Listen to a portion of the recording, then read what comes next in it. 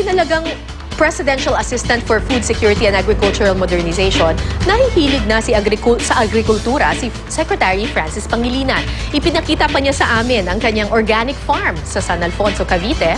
Narito pong report, exclusive. Bahagi na ngayon ng gabinete ni Pangulong Noynoy Aquino si dating Senador Francis Pangilinan. Bilang Presidential Assistant for Food Security and Agricultural Modernization, kabilang sa mga tutugunan niya ang mga problema ng mga magsasaka at mangingisda. Noong senador pa si Pangilinan, chairman siya ng Committee on Agriculture and Food. Bago maitalaga sa kanyang bagong posisyon sa isang organic farm sa Alfonso, Cavite ang kanyang pinagkakaabalahan. Eventually, nung ako'y bumaba sa pwesto, ako'y nag-full-time na vegetable farmer. So naging malapit na sa akin yung sektor ng agrikultura. Ang tindi ng problema ng kahirapan, no? Andun pa rin yung issue ng inclusive growth na ang talagang kinakailangan puntiryahin para matugunan ang inclusive growth. Ang pangunahing sektor ay ang sektor ng magsasaka at mangingisda. Sa kanilang farm, hindi senador o sekretary ang tawag kay Pangilinan, kundi kakiko. Kung walang magsasaka, 3 beses sa isang araw, wala kang kakainin.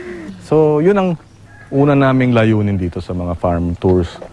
To get the students, the kids, to have a respect, a healthy respect sa ating mga magsasaka. Bukas sa mga nais matuto ng pagsasaka ang kanyang bukirin.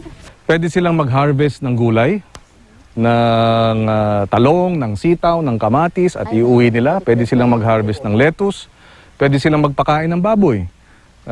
Bibigyan nila ng lettuce yung mga baboy natin dito, yung mga biik. Pwede rin silang magpakain ng manok. No?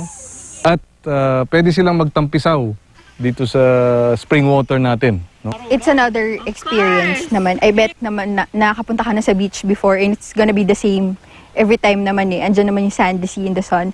But when you go to a farm, it's a different experience. Itinuturo dito ang pag-aalaga sa mga pananim at hayop. At dahil isa itong organic farm, natural ang lahat ng gamit nila mula pataba sa lupa hanggang pagkain sa mga hayop. Normally, ang alam natin, feeds yung pinapakain sa kanila. Pero hindi, ito kakaiba. Vegetarian ang mga baboy nila dito.